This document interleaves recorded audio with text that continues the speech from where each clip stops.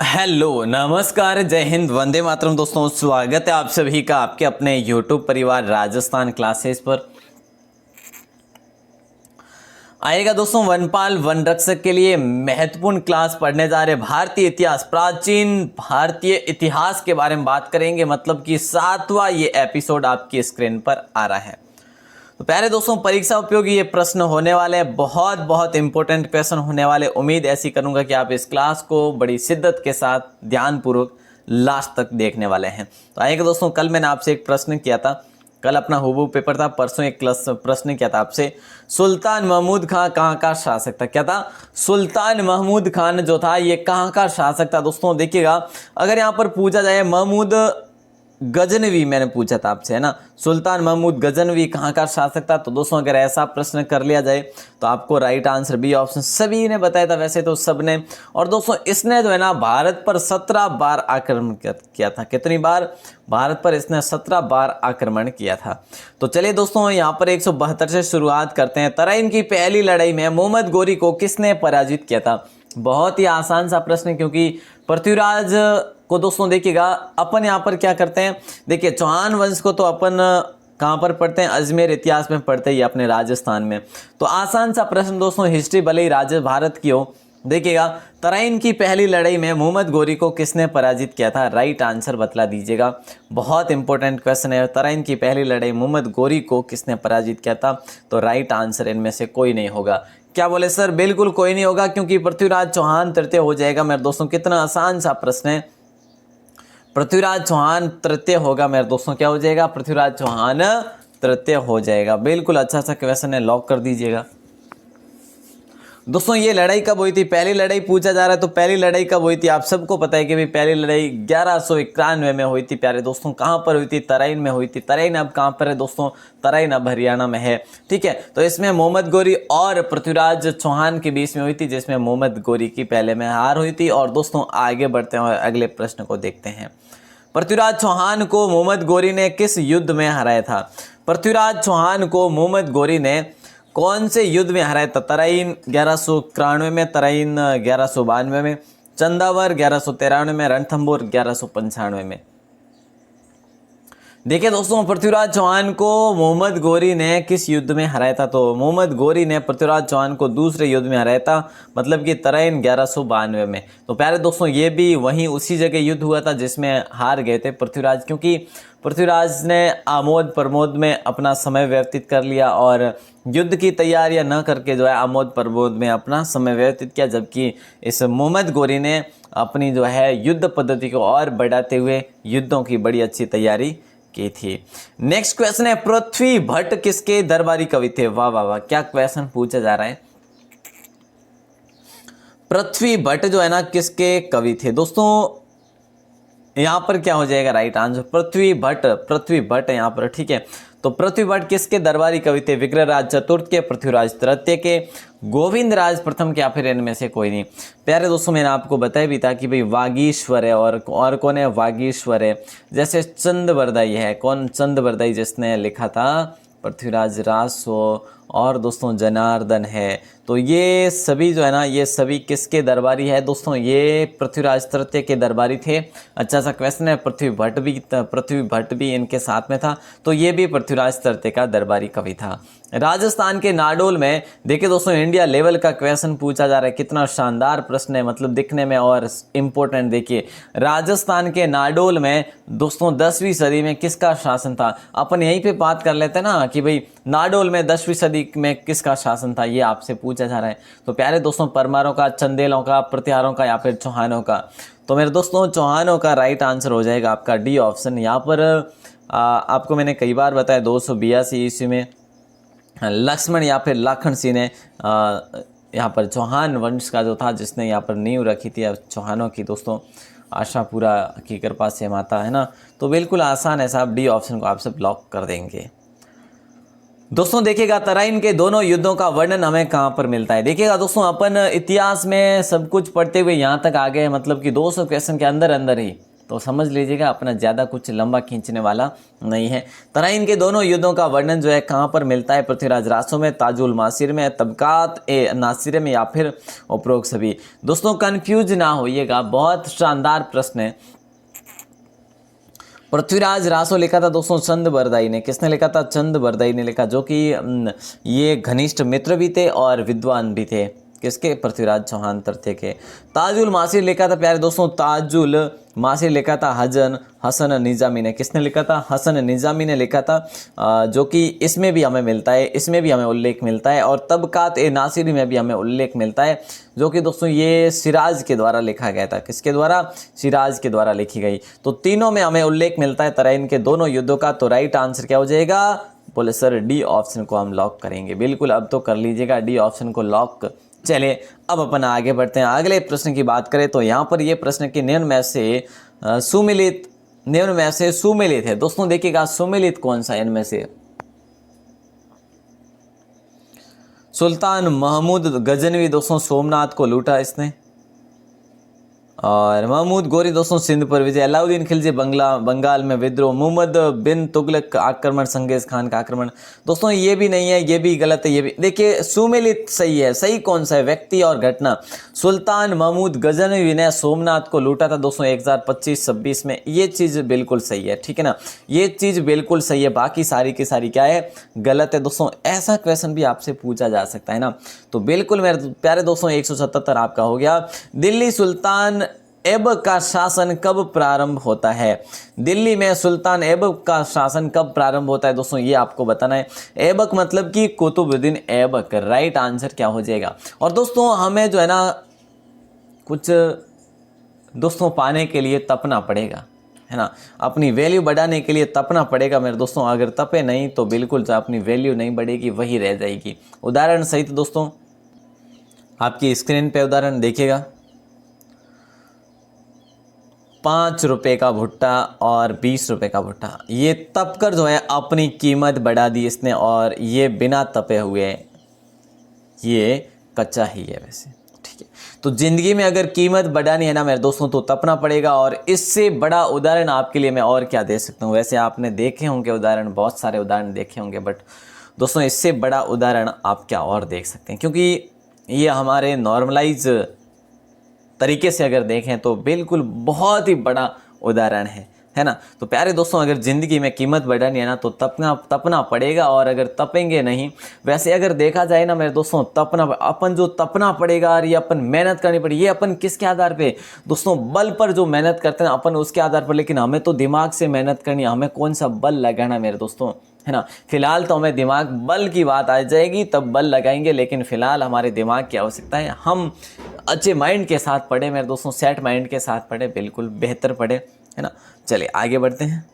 तो इसका right answer जो होगा दोस्तों क्या हो जाएगा? दिल्ली सुल्तान ऐबक का शासन कब प्रारंभ होता है? बोले सर ये इसका शासन होता है 1206 में प्रारंभ होता है मेरे दोस्तों, ठीक है। क्योंकि दोस्तों अगर बात करें इसके राज्यारोहण की, औपचारिक रूप से इसका राज्यारोहण हुआ था लाहौर में। ये दिल्ली का पहला तुर्क शासक था।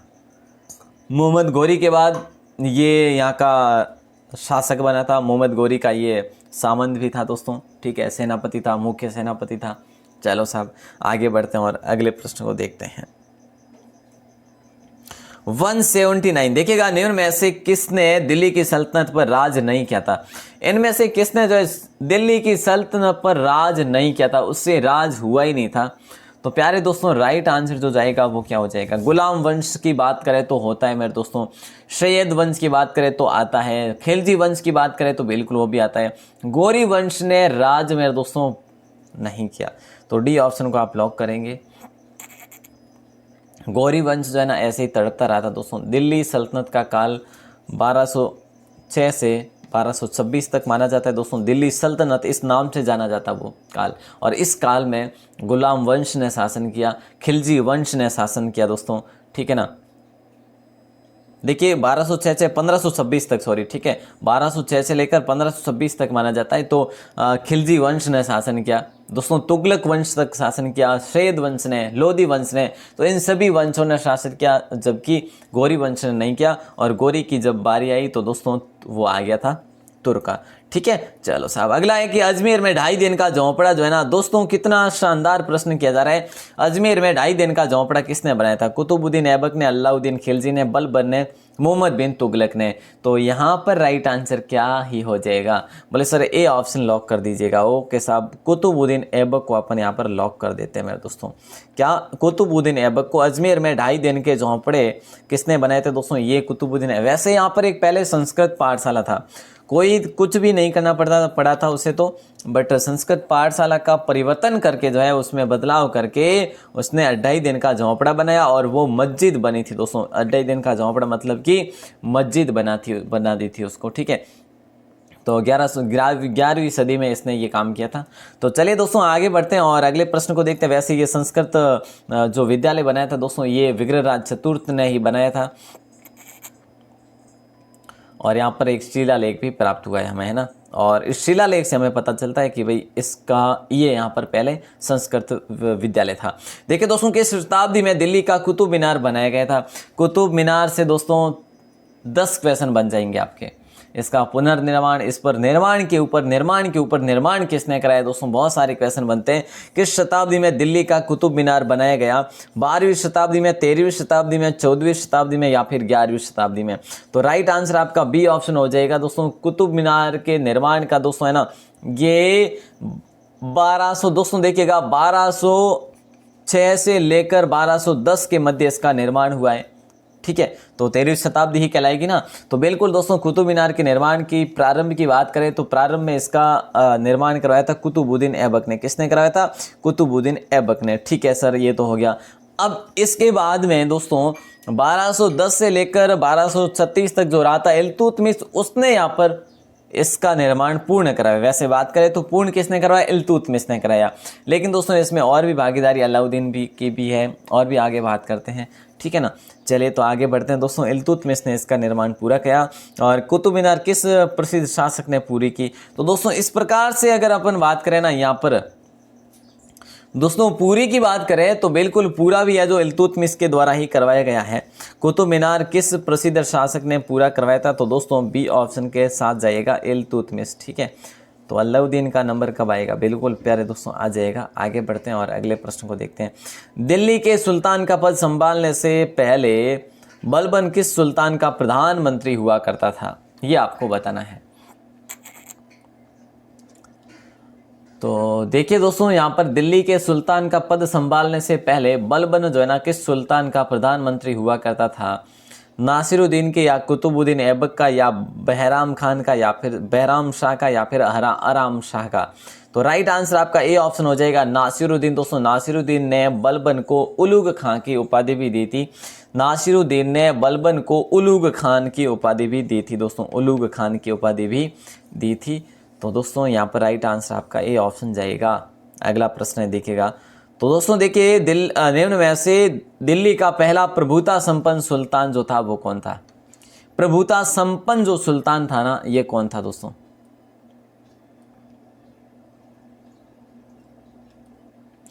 निम्न में से दिल्ली का पहला प्रभुता संपन्न सुल्तान जो था दोस्तों, यहाँ पर कुतुबुद्दीन नहीं होगा, बलबन नहीं होगा, अलाउद्दीन भी नहीं होगा। दोस्तों प्रभुता संपन्न सुल्तान इल्तुतमिश को कहा जाता है। वैसे डी ऑप्शन को, वैसे आप सभी इसमें बहुत सारे कन्फ्यूज होंगे, और दोस्तों डी ऑप्शन को आप सब लॉक करेंगे। वेरी वेरी इंपॉर्टेंट क्वेश्चन है। चलो सर अगला प्रश्न। दिल्ली सल्तनत का उद्धारक कौन माना जाता है? दिल्ली सल्तनत का उद्धारक जो माना जाता है ना मेरे दोस्तों, वो कुतुबुद्दीन ऐबक माना जाता है, या फिर मिनास उस मिसिराज, या फिर इल्तुतमिश, या फिर गयासुद्दीन बलबन। तो दोस्तों देखिएगा इसका जो उद्धारक माना जाता है वो भी है जो इल्तुतमिश माना जाता है। इसी ऑप्शन को आप सब ब्लॉक करेंगे। हालांकि अगर बात करें कि भाई इस सल्तनत का प्रथम शासक जो था वो तो कुतुबुद्दीन ऐबक था। कौन था? कुतुबुद्दीन ऐबक था, जो कि 1206 से लेकर 1210 रहा था। किंतु वास्तविक उद्धारक की बात करें तो राइट आंसर आपका इल्तुतमिश हो जाएगा, जो कि 1210 से लेकर 1236 तक रहा था। अगला प्रश्न देखिएगा 186 नंबर प्रश्न क्या पूछा जा रहा है, जरा ध्यान देना मेरे दोस्तों। नियमित मुद्रा जारी करने वाला और दिल्ली को अपने साम्राज्य की राजधानी घोषित करने वाला दिल्ली का प्रथम सुल्तान कौन था? दोस्तों नियमित मुद्रा जारी करने वाला और दिल्ली को अपने साम्राज्य की राजधानी घोषित करने वाला पहला दिल्ली का प्रथम शासक या सुल्तान जो था वो इल्तुतमिश था, है ना। तो राइट आंसर क्या हो जाएगा दोस्तों, डी ऑप्शन को आप सब ब्लॉक कर देंगे। चंगेज खान ने जलालुद्दीन का पीछा करते हुए किसके शासनकाल में भारत की सीमाओं पर आक्रमण किया था। तो प्यारे दोस्तों बता दीजिएगा राइट आंसर क्या होगा। चंगेज खान ने जलालुद्दीन का पीछा करते हुए किसके शासनकाल में भारत की सीमाओं पर आक्रमण किया था। तो ऐबक हो जाएगा, या फिर इल्तुतमिश, या फिर बलबन, या फिर नासिरुद्दीन खुसरो। तो दोस्तों राइट आंसर जो होगा ना वो होगा आपका इल्तुतमिश, बी ऑप्शन लॉक होगा, है ना। और इल्तुतमिश की बात दोस्तों, इसकी बात करें ना, इसकी चंगेज़ खान की, इसने 1220 के आसपास जो है यहाँ पर आक्रमण किया था। कब, 1220 के आसपास पर जो है आक्रमण किया था। ठीक है, ध्यान रखेंगे।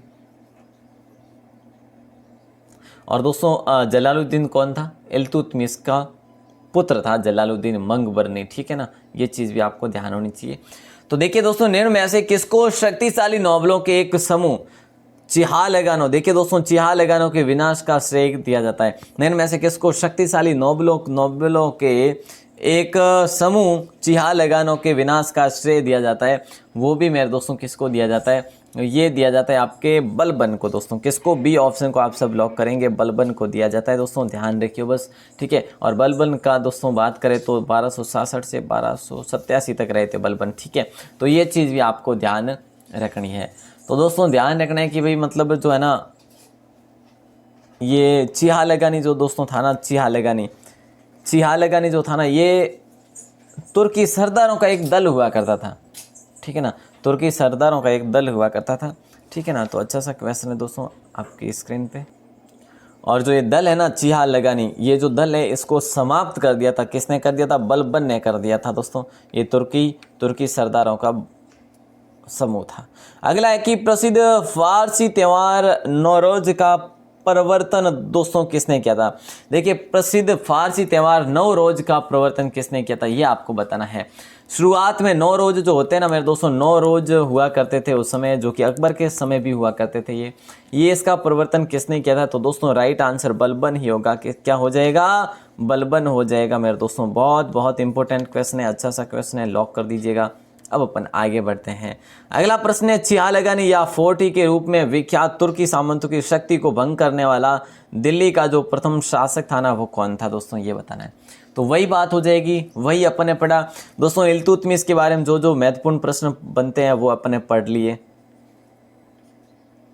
और अब बलबन की बात आती है, तो दोस्तों बलबन के बारे में जो जो महत्वपूर्ण प्रश्न होते हैं वो भी अपन पढ़ लेंगे। तो चिहालगानी या फोर्टी के रूप में विख्यात तुर्की सामंतों की शक्ति को भंग करने वाला प्रथम दिल्ली सुल्तान जो था ना, वो भी बलबन ही था। बी ऑप्शन को आप सब लॉक करेंगे। ये 40 सरदारों का या फिर सामंतों का समूह हुआ करता था। इल्तुतमिश की मृत्यु के बाद राजनीति में काफ़ी हस्तक्षेप जो है बढ़ चुका था। बलबन भी वैसे बात करें तो एक चिहालगानी का मतलब क्या था, ये भी उसका दोस्तों क्या था, एक सदस्य था, लेकिन इसने इसको भंग कर दिया था। तो बी ऑप्शन को लॉक कर देंगे। रजिया सुल्तान किसकी बेटी थी, ये बता दीजिएगा।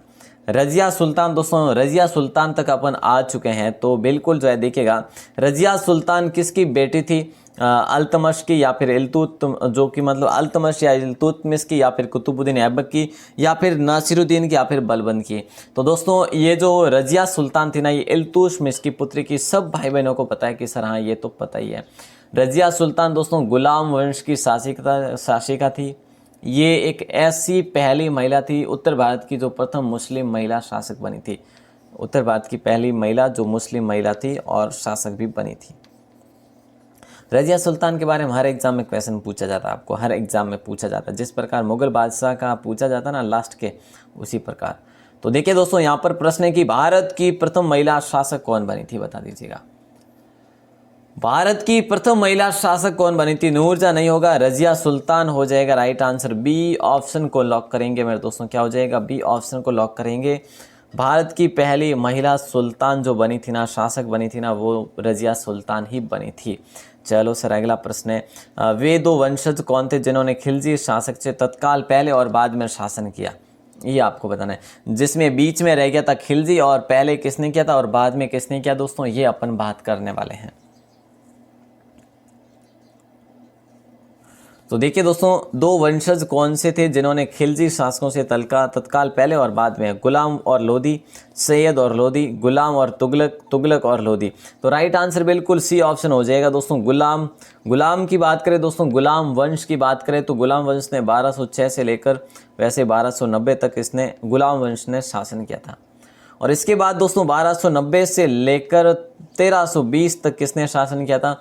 खिलजी शासकों ने यहाँ पर शासन किया था, खिलजी वंश ने, ठीक है। और उसके बाद वापस आ जाता है तुगलक दोस्तों। क्या तुगलक ही तो आता ना? हाँ, तो तुगलक की बात करें दोस्तों, ध्यान रखें, तुगलक जो है ना ये 1320 से लेकर 1412 तक रहा था। तो ये था कालक्रम दोस्तों, ध्यान रखना, ठीक है। चलो सर अगला प्रश्न देखते हैं, लेकिन ध्यान रखना दोस्तों, गुलाम 1206 से 1290, गुलाम 1206 से 1290 और खिलजी 1290 से 1320 और तुगलक 1320 से 1412 तक। दिल्ली के खिलजी सुल्तान जो थे ना ये कहाँ के थे? मंगोली थे या अफगानी थे या फिर तुर्की थे या फिर एक जाट कबीला था? तो दोस्तों ये मूलतः जो है ना ये मूलतः कहाँ के थे? दिल्ली के सुल्तान कहाँ के थे दोस्तों? ये तुर्की के थे। कहाँ के थे? तुर्क के थे दोस्तों। बिल्कुल वेरी वेरी इंपॉर्टेंट क्वेश्चन है, देखते हैं कौन क्या कितना जानते हैं दोस्तों। ध्यान रखना आपको, ये मूलतः कहाँ के थे? ये तुर्की थे। स्वयं को दूसरा सिकंदर, सिकंदर सानी कहने वाला सुल्तान ये था जो कौन था दोस्तों? ये बता दीजिएगा, राइट आंसर क्या हो जाएगा? स्वयं को दूसरा सिकंदर या सिकंदर सानी कहने वाला सुल्तान जो था ना, मोहम्मद बिन तुगलक था या फिर बलबन था दोस्तों, या फिर अलाउद्दीन खिलजी था? क्या हो जाएगा राइट आंसर? और बात करें दोस्तों खिलजी वंश का सबसे योग्य जो व्यक्ति था या फिर शासक था वो अलाउद्दीन खिलजी था। इसने अपने आप को दूसरा सिकंदर कहा था। तो प्यारे दोस्तों ध्यान रखना, अच्छा सा क्वेश्चन है, बी ऑप्शन के साथ जाएगा राइट आंसर। 196 में क्या पूछा जा रहा है जरा ध्यान देना दोस्तों, मैं सुपर फास्ट ही बता रहा हूँ, ज़्यादा समय आपका वेस्ट ना हो। सल्तनत वंश की विशालतम स्थायी सेना जिसका भुगतान सीधा राज्य द्वारा किया जाता था। सल्तनत वंश की विशालतम स्थायी सेना जिसका भुगतान सीधा राज्य द्वारा किया जाता था, तो बनाई थी, मतलब इल्तुतमिश ने बनाई थी विशालतम स्थायी सेना, या फिर अलाउद्दीन खिलजी ने, या मोहम्मद बिन तुगलक, या फिर सिकंदर। तो दोस्तों अब अपन अलाउद्दीन में बिल्कुल घुसे हैं, तो बिल्कुल राइट आंसर भी आपका क्या हो जाएगा दोस्तों, जल्दी बता दीजिएगा। अलाउद्दीन ही तो होगा बिल्कुल। अलाउद्दीन अपने 2-3 क्वेश्चन आ गए, तो अब भी लगातार 1-2 आने वाले हैं। तो दोस्तों अलाउद्दीन खिलजी ने अपने शासनकाल में सेना को नगद वेतन देने और स्थायी सेना रखने के साथ ही साथ, मतलब एक घोड़ा दागना मतलब है ना, और सैनिकों का हुलिया लिखने की प्रथा भी शुरू की थी। तो अच्छा सा क्वेश्चन है, बी ऑप्शन को लॉक कर देंगे आप। निम्न में से किसे भारत का तोता कहा जाता है? दोस्तों भारत का तोता कह लीजिएगा या फिर हिंद का तोता कह लीजिए, अब आपको अटपटा नहीं लगेगा। हिंद का तोता किसे कहा जाता है? राइट आंसर क्या हो जाएगा दोस्तों? देखिए हिंद का तोता जो कहा जाता है वो किसे कहा जाता है? तो निम्न में से हिंद का तोता हुसैन शाह को, या फिर अमीर खुसरो को, या फिर बारबक शाह को, या फिर नानक शाह को? राइट आंसर हो जाएगा आपका बी ऑप्शन, अमीर खुसरो हो जाएगा राइट आंसर। बिल्कुल आसान सा प्रश्न है। इसे तूती ए हिंदवी कहा जाता है दोस्तों। क्या तूती ए हिंदवी कहा जाता है? मोस्ट क्वेश्चन है दोस्तों। इसे भारत का तोता भी कहा जाता है। यह अमीर खुसरो दोस्तों कब का था? ये अलाउद्दीन खिलजी के समय का था। अलाउद्दीन खिलजी का कवि था दोस्तों, ध्यान रखना। इतना आसान सा क्वेश्चन है। आगे बढ़ते हैं और 198 को देखते हैं। दक्षिण विजय करने का मिशन अलाउद्दीन खिलजी ने किसे सौंपा था? दोस्तों अलाउद्दीन खिलजी जो है ना ये 13वीं-14वीं शताब्दी का था, ठीक है ना। तो राइट आंसर यहाँ पर दक्षिण विजय करने का मिशन अलाउद्दीन खिलजी ने किसे सौंपा था? शाहजी मलिक को, खिज्र खान को, या फिर जो है मलिक काफूर को, या फिर उलुग खान को? दोस्तों इसी के सभी के क्या थे? सेनापति थे। और राइट आंसर होगा मलिक काफूर को दक्षिण विजय करने का मिशन अलाउद्दीन खिलजी ने उसे सौंपा था। दक्षिण मतलब कि मदुरई वगैरह है ना, जो कि आज तमिलनाडु में है। तो मदुरई दोस्तों जो थी ना वो पांड्य राज्य की राजधानी थी। किसकी राजधानी थी? पांड्य राज्य की राजधानी हुआ करती थी मदुरई। वहाँ पर आक्रमण के लिए इन्होंने इसको भेजा था, काफूर को वहाँ पर भेजा था। बाजार विनियमन प्रणाली प्रारंभ की गई। देखिए दोस्तों बाजार विनियमन प्रणाली आरंभ की गई दोस्तों, सैनिकों की जो नई विधि आरंभ की गई वो अलाउद्दीन खिलजी ने की थी। और बाजार विनियमन प्रणाली की आरंभ की बात करें तो मोहम्मद बिन तुगलक नहीं होगा, इल्तुतमिश हो गया अपना, अपन ने पढ़ लिया ये सारा कुछ। तो दोस्तों राइट आंसर सी ऑप्शन ही होगा। अलाउद्दीन के बाजार नियंत्रण की पूरी व्यवस्था का संचालन दोस्तों कौन किया करता था? पूरी बाजार का संचालन जो है ना, दीवान ए रियासत उसका नाम था दोस्तों, उस पद का नाम था, वो किया करता था।